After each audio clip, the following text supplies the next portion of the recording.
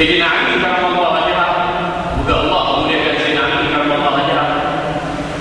Dan Nabi karamallahu wajhah merupakan sepupu bagi Nabi sallallahu alaihi wasallam.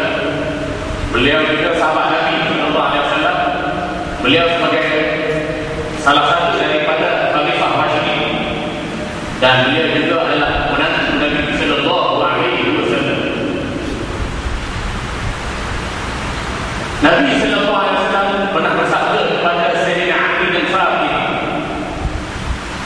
radhiyallahu anhu,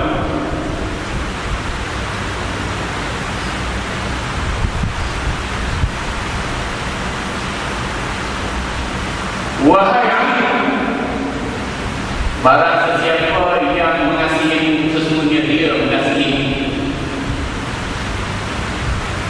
Barang sesiapa yang membenci sesungguhnya dia telah membenci. Wa may yuhibbuka faqad yuhibbuni wa may yubghiduka faqad yubghiduni. Mana-mana orang yang sayang padamu Ali, dia sebenarnya sayang padamu. Mana-mana orang yang benci Sayyidina Ali, dia sebenarnya membenci. Termasuk Fatimah juga. Salah satu bid'ah ini Fatimah separuh daripada aku. Fatimah separuh daripada aku. Siapa yang benci Fatimah, dia benci.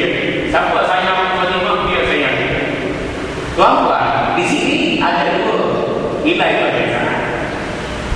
Yang pertama, ahli bait.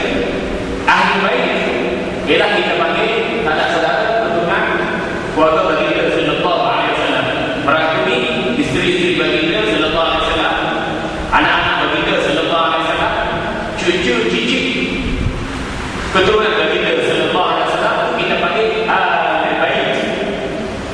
Kita panggil ahli bait, sanak saudara keluarga Rasulullah sallallahu alaihi wasallam. Orang yang mencela, memperlekeh keturunan Rasulullah, artinya mencela, menghina, memperlekeh Nabi sallallahu alaihi wasallam. Mencela, menghina, memperlekeh Nabi sallallahu alaihi wasallam hukumnya kafir dan murtad. Mati tak dapat, kekal dalam neraka.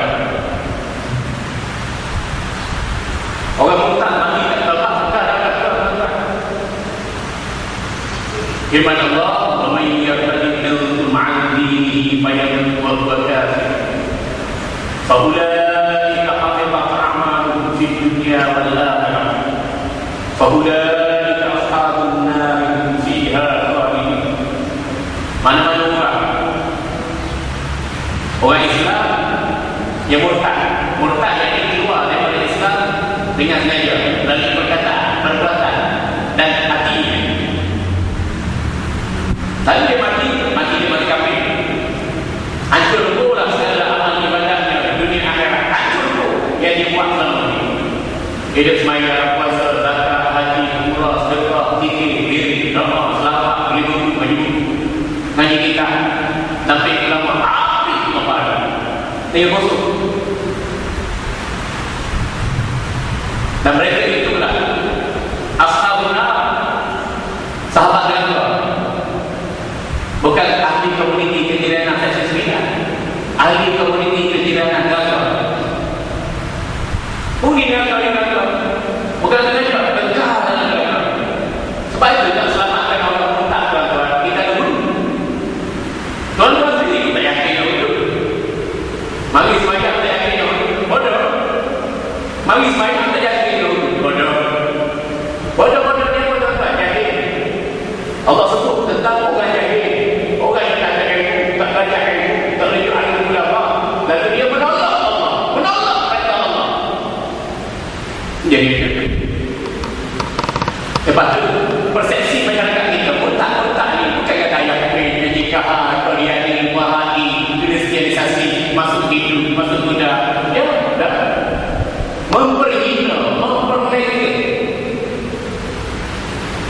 Al-Quran, memperlekeh hukum Allah, memperlekeh, menghina Rasulullah, keturunan Rasulullah, jadi berkaya. Itu nilai yang pertama, jadi sempatan bagi kita. Nilai yang kedua, yang dimaksudkan dengan keluarga Rasulullah sallallahu alaihi wasallam ini ialah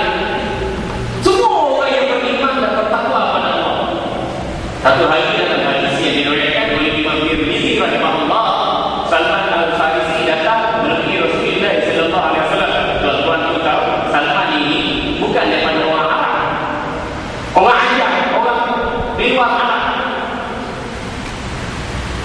berhijrah daripada negeri Parsi datang jumpa Rasulullah sallallahu alaihi wasallam, tengok personaliti Nabi sallallahu alaihi wasallam begitu menarik, begitu mengagumkan, lantas dia memeluk Islam.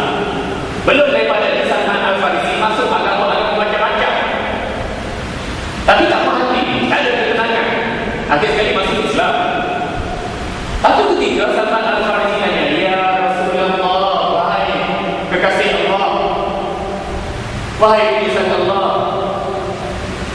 man ahli baitik, siapakah yang dikatakan saudara keluarga turunanmu? Faqala Nabi sallallahu alaihi wasallam, kullu taqiyyin, wahai Salman, anak saudara keluarga itu ialah setiap jiwa yang bertakwa kepada Allah. Jadi kita jangan sedih tuan-tuan, walaupun kita Melayu, Bugis, Campak, Bangla, Afrika, Jawa, Melayu Berotu, kita tetap mempunyai darah keturunan dengan Rasulullah sallallahu alaihi wasallam atas dasar iman dan takwa. Ini nilai yang kedua yang harus ada pada kita. Alhamdulillah. Tuan-tuan hadirin muslimin yang dirahmati Allah,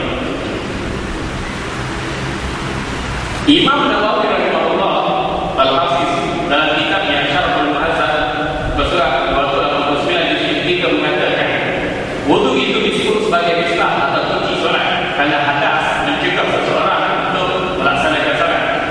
Bila kita berhadas, ada kecil kepada besar, dia menjadi mahal, ia menjadi mencegah kepada kita untuk melaksanakan solat. Mandi syarat ilah ini merupakan hukum batai. Teori hukum ni tuan-tuan ada dua hukum. Satu hukum taklifi, satu hukum batai. Hukum taklifi wajib sunnah haram makruh. Tu hukum taklifi. Hukum bila sebut hukum 5. Kalau kata ustaz apa hukum berkenaan ini, jawabnya sama ada wajib, ada sunnah, ada haram, ada makruh. Kalau ustaz kata boleh, apa hukum? Ambil duit zakat untuk dengan ini boleh. Boleh tu boleh. Boleh apa? Boleh hanya haram. Boleh. Wajib ke, sunnah ke, haram ke, makruh ke? Kau boleh apa? Boleh. Siapa boleh? Nampak? Asyik jadi istilahnya tak masuk, kita tak hukum. Kita tanya hukumnya apa? Wajib, sunnah, haram, makruh, kita balik hukum taklifi. Hukum yang Allah membatkan kita kena buat. Satu, kita kena jauhi. Dua, digalakkan atau kita dilarang, digalakkan untuk ditinggalkan, atau kita diberi pilihan. Satu wajib, sunnah, haram. Satu lagi hukum batai, perintah Allah atau larangan Allah yang tengok pada keadaan kita. Tengok sebabnya, sebab gelinci matahari tengah hari, maksudnya waktu tu berlaku, sebab terbenamnya matahari, maksudnya waktu maghrib. Itu sebab.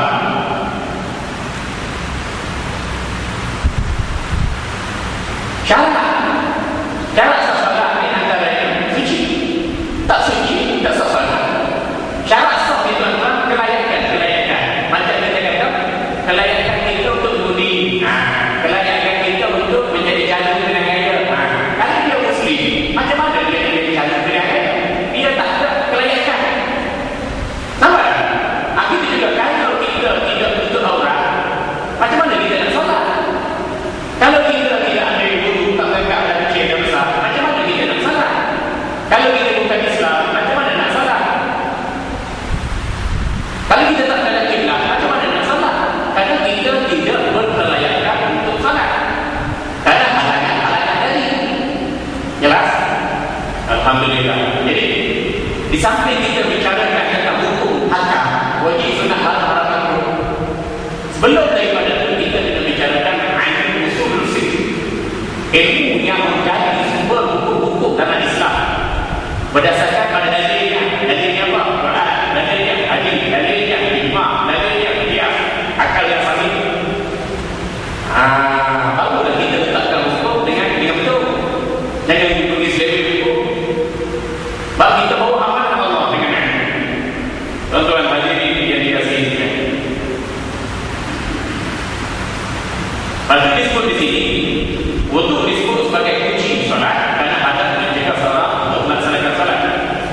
Ini berdasarkan pada sabda Nabi sallallahu alaihi wasallam yang diriwayatkan Sayyidina Ali radhiyallahu anhu, "Miftahus salati wudu wa tahrim wa takbir wa tahlil wa taslim." Kunci salat ialah wudu, pembuka pada salat ialah takbir, ataupun penghalaman pada salat adalah takbir, dan penyelesai kepada salat adalah salam. Al-Azhari, seorang ulama bahasa Arab, menyatakan bahawa lafaz at-tahrim pada takbiratul ihram berasal dari kata haram fulan. Kata saya melarang si fulan melakukan ini, sedangkan setiap yang dilarang itu haram. Dengan demikian takbir untuk membuka salat disebut tahrim kerana dengan takbir setiap orang haram untuk berbicara. Haram untuk berbicara. Jadi bila dia angkat takbir ihram, tak boleh nak cakap mak dia, adik dia, atau kakak dia, nak cakap telefon tak boleh. Ada buku-buku kami dengar tuan-tuan, masih lagi dipromosi dalam Facebook walaupun telah dilarangkan oleh Jakit dan KDN. Promosi apa? Bila sembahyang boleh angkat telefon. Bila kita sembahyang boleh angkat telefon. Katakan telefon dalam poket, kita sembahyang masuk dalam poket atau masuk dalam poket, tekan. Hello, solat. Kalau kita jawab solat, sembahyang, angkat saya. Tak cakap, tapi tak cakap soal diri juga yang bahasa dia fahami. Ada cakap dengan orang lain di rumah, di masjid, di sebelah kita tak? Cakap dengan telefon kita, maka saya sebab kita dah mula dengan takbir ihram, bercakap tu berkait dengan hukum sembahyang. Dah. Jadi jangan diri pula. Orang sekarang buat benda pelik-pelik, buat kesimpulan sendiri, memandai-mandai, padahal tertipu dan tak ada ikut disiplin ulama. Allah. Tuan-tuan hadirin yang dikasihi sekalian, begitu juga makan. Nak sembahyang, nak makan, punya, nak minum. Dan ada yang perbuatan yang bukan dari pilihan salat. Ada juga promosi di internet, sembahyang sambil dibuat. Sembahyang sambil dibuat. Tertanya, kenapa Pak anak lain? Dah, budak memang macam tu. Budak memang dia jadi apa? Tu budak kita nak suruh menanam nasi. Budak kita nak suruh pergi jogging, tak nasi di pasar. Apa? Budak dia nangis. Dia nangis itu budak biasa. Kalau kita sembahyang, budak tu makan saja. Boleh. Kita sembahyang, budak tu makan kain nasi. Atau kita sembahyang, budak tu main kereta api. Ambil pisau ketika kita, itu lain. Jadi budak lah. Jadi kita sembahyang. Budak tak ada apa-apa, tak ngerti dia. Dia menangis dia, memang hijau budak pelik. Pasal apa kita nak sembahyang sampai itu? Budak tu bayi itu siapa? Ada lagi juga. Kalau dia dukung bayi. Takut-takut kita sembahyang budak pencik, pakai member. Pencik kita keluar daripada kemaluan anda. Cuma tak tinggi, dia sebab ada member. Nangis ada lagi sekarang. Yang kedua, pergerakan budak untuk menangis. Budak tu selesa. Bijak-bijak kita berdiri, bijak-bijak kita rukuk. Pening juga. Bijak-bijak kita sujud. Muat agak pening juga. Banyak pergerakan. Mata salat. Seronok Ustaz. Sembahyang sampai kat budak. Ini bukan masalah seronok yang kamu tentukan. Nak seronok, baik kakak kau.